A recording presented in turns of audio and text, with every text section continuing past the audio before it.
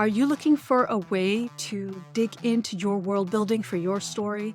Then I recommend that you check out my world building workbook for fiction writers, now available. It's at howtowritethefuture.com. Just head on over there, click sign up, put your name and email, and there you go. That workbook will be delivered to your inbox straight away.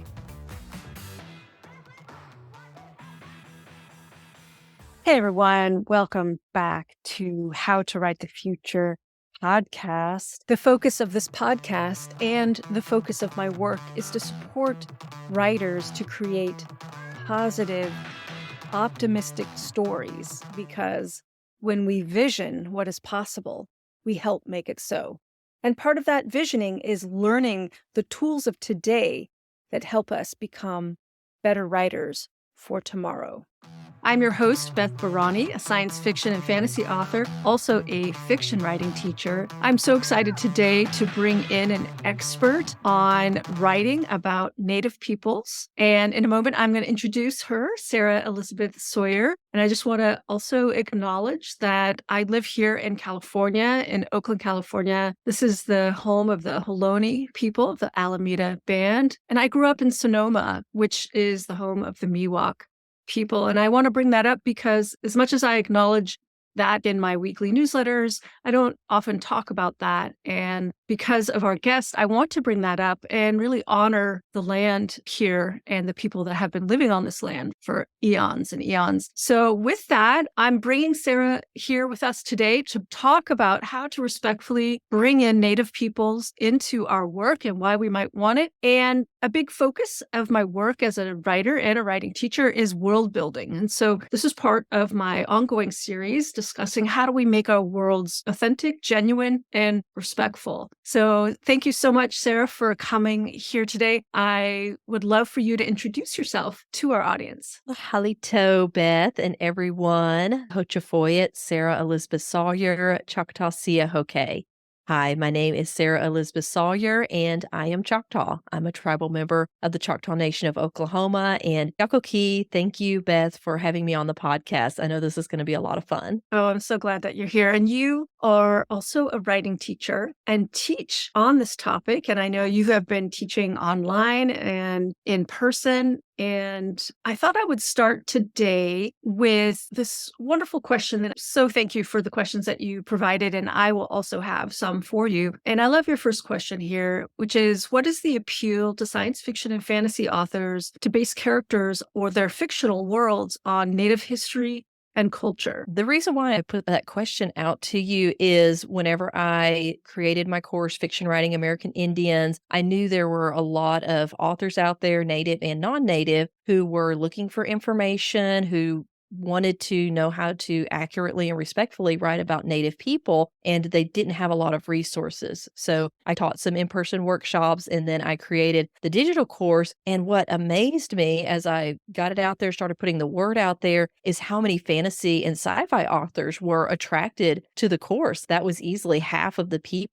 who were contacting me and telling me about their story worlds that they were creating, and how they wanted to include Indigenous people in a way that was still accurate, even though it's a completely fantasy world, right? It's fantasy people groups or sci-fi. And so it's these completely different worlds, but they were basing them on Indigenous cultures. And so even though they're completely fictional, they still didn't want the stereotypes. They still didn't want to be cheesy and be stereotyping Indigenous people. They wanted to have this real authentic feel to their fantasy worlds. And so I've had so many fantasy and sci-fi authors contact me about that. And I think it's a challenge for any author writing about another culture, especially if it's not their own. But with the fantasy, you have a little more room to grow it and to combine cultures and that sort of thing, versus if you're writing real world or historical fiction. So it's a real advantage for fantasy authors to lend an authenticity to their stories where they're creating these fantastical worlds, but they're still rooted in a lot of Indigenous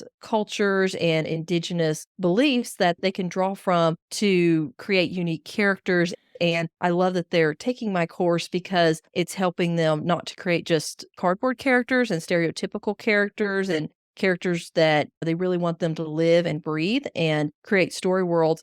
And we can get into a little bit more about some cautions and stuff when you're doing that and when you're dealing with other cultures and all. But I think for fantasy and sci-fi, it's just a great way to explore a lot of themes that are even more difficult to do in other genres like historical fiction or contemporary. Yeah, let's dig into that. I love that this segues us perfectly into, and it's even something that I've dealt with, which is what are authors most concerned about when they're basing their story worlds or characters on either real native people or just real native cultures, like a lot of us in science fiction and fantasy.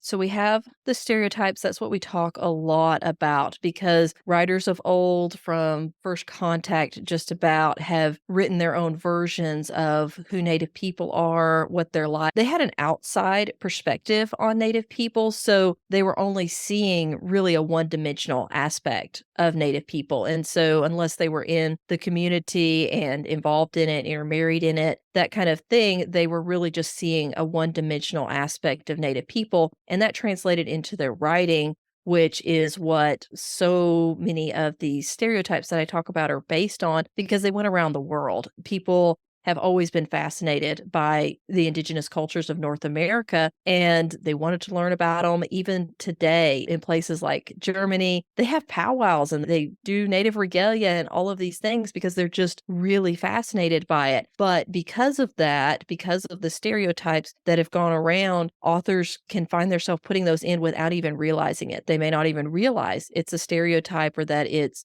something that Native people wouldn't appreciate or find offensive. And you don't even think to ask those questions because it's so ingrained, not only in American culture, but in the global narrative. And so that's what I really encourage authors to do deeper research so that they're getting to know the real people behind this one-dimensional wall that we often have when we're doing Native characters.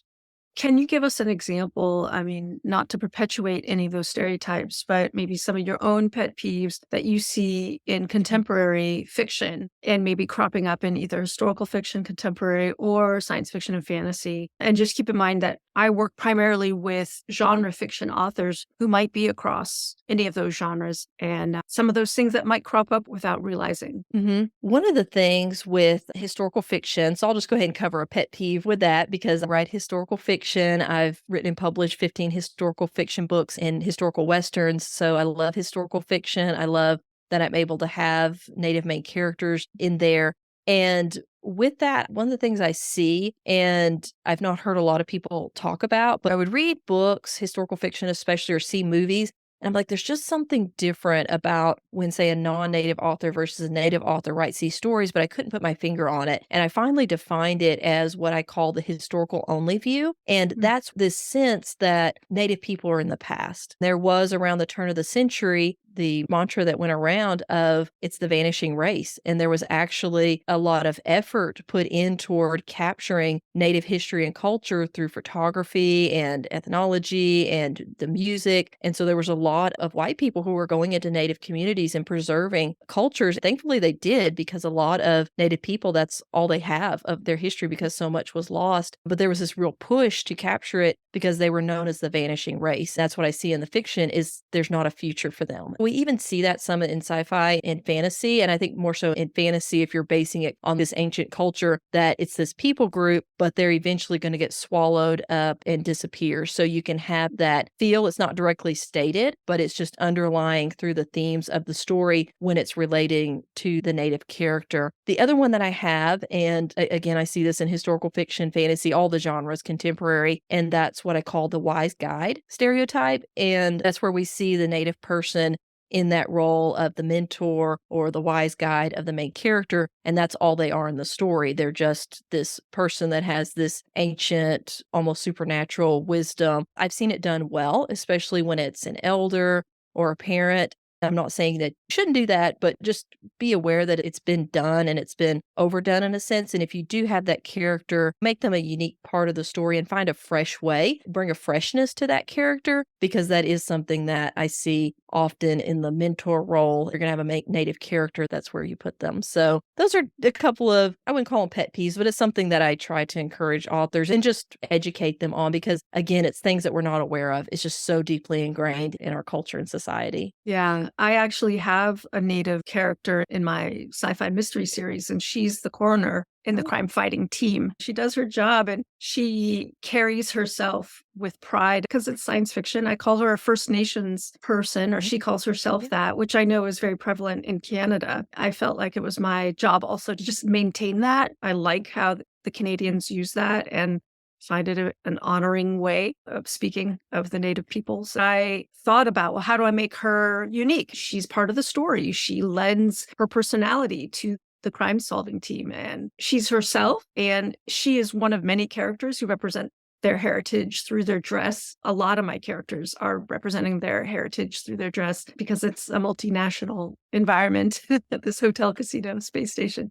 I had fun dressing people up, and people dress up when they go to casinos. So it was fun to play with being like a United Nations, just in terms of all the different cultures. Yeah. That's so fun. I love that. And I love that they wear their regalia or their traditional dress whenever they're doing their work. And I love that she has such a vital role in the Yeah. story. I Yeah. want to say how fun. That sounds morbid, but she's Yeah, the coroner, well, but it is. sounds like a fun setting and a Yeah. fun role for the character. A lot to explore there.